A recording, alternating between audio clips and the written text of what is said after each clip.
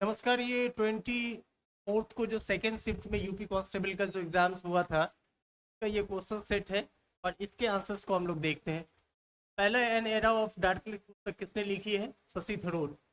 काफ़ी इम्पोर्टेंट है और पहले भारतीय जिन्होंने संयुक्त राष्ट्र संघ के महासचिव के लिए इलेक्शंस लड़ा था। काफ़ी चार्मिंग पर्सनैलिटीज़ हैं। हाँ, तो इन्होंने लिखा है the era an era of darkness.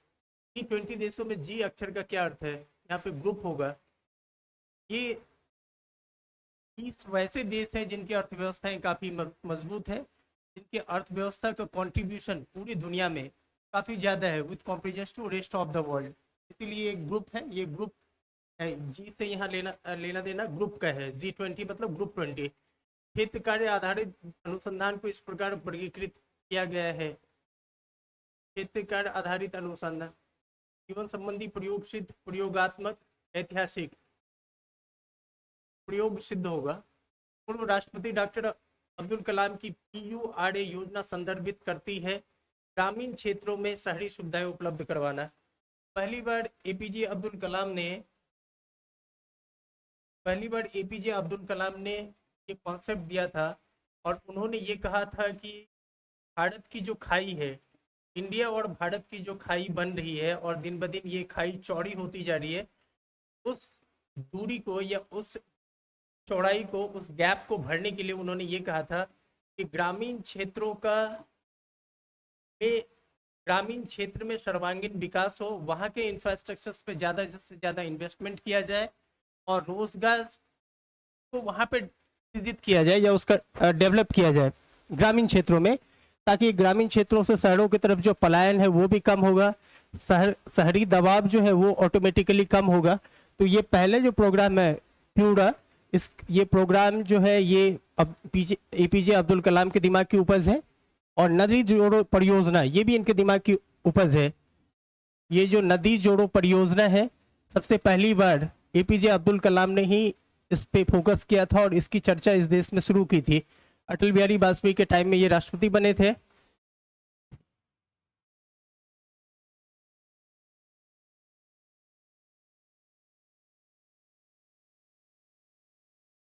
अब देखिए, बाजरा का सबसे बड़ा उत्पादक राज्य राजस्थान। नरोड़ा उत्पादन विद्युत संयंत्र बुलंदशहर। यूनाइटेड किंगडम की आधिकारिक मुद्रा क्या है? Pound sterling. Greenhouse gas क्या है?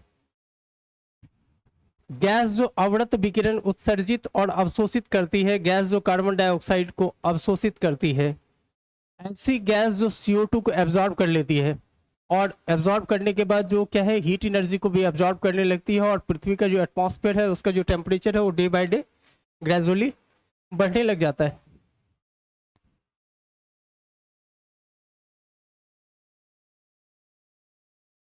ठीक है। प्रत्येक पंजीकृत आपूर्तिकर्ता को दी गई पहचान संख्या GSTIN नंबर होगा। साइबर सुरक्षित भारत पहल किस वर्ष शुरू की गई थी? साइबर सुरक्षित भारत पहल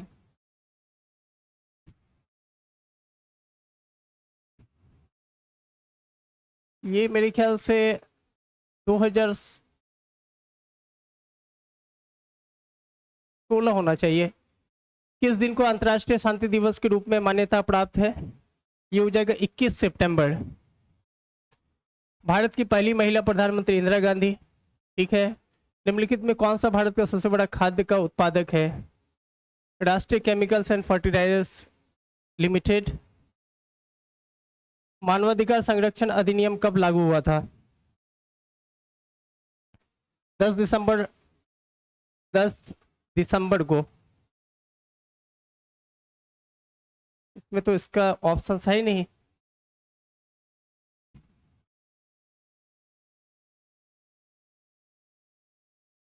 अक्टूबर 1993 में भी पॉसिबल है, इसको चेक करना। भारत में कैशलेस अर्थव्यवस्था को भारत सरकार की डैश पहल के साथ बढ़ाया गया, डिजिटल इंडिया पहल के साथ। किस प्राचीन भारतीय ग्रंथ को आयुर्वेद का विज्ञान कहा जाता है? चरक संहिता। ये आयुर्वेद के फाउंडर में से एक कहे जाते हैं। चरक है, सुश्रुत है, ये तमाम जो बहुत बड़े आयुर्वेदाचार्य हुए हैं और इन पर काफ़ी रिसर्च भी हुआ। यूरोपियन कंट्रीज में भी बहुत सारी रिसर्च इनसे रिलेटेड चल रहा है।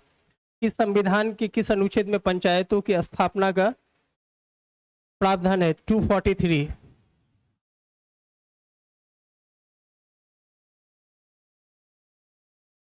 किस दिन को विश्व मौसम विज्ञान दिवस? 23 मार्च। SSC कोड में डैश अंक होते हैं, 6 डिजिट होगा। भारत के लौह पुरुष सरदार वल्लभ भाई पटेल। भारत ने ब्रिटिश शासन किस वर्ष स्वतंत्रता प्राप्त की थी?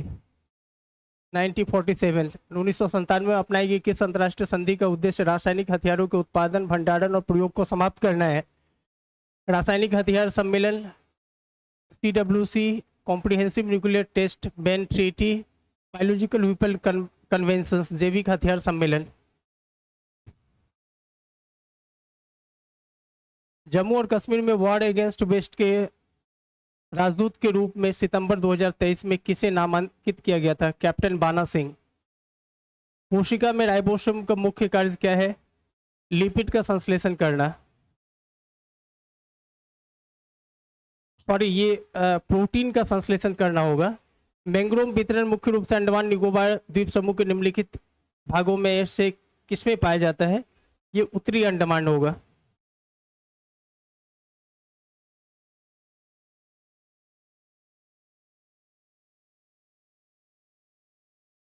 इसका आंसर होगा बी। कौन सा भारतीय राज्य चाय का प्रमुख उत्पादक है? असम। संयुक्त राष्ट्र सुरक्षा परिषद की भूमिका क्या है? अंतर्राष्ट्रीय मानवीय सहायता, अंतर्राष्ट्रीय शांति और सुरक्षा बनाए रखना। भारत में किस अधिनियम ने गैर कानूनी और आतंकवादी गतिविधियों से निपटने के लिए रूपरेखा प्रदान की है? UAPA। ज्यामिति के जनक जो है यूक्लिड। सोशल मीडिया संचार में एनालिटिक्स टूल का उपयोग करने का प्राथमिक लाभ क्या है? कंटेंट को संपादित करना। डैश वह धन है जो वैध तरीके से अर्जित किया जाता है, ये सफेद धन होगा।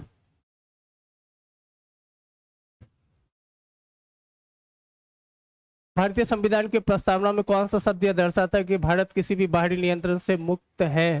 संपूर्ण प्रभुत्व संपन्न।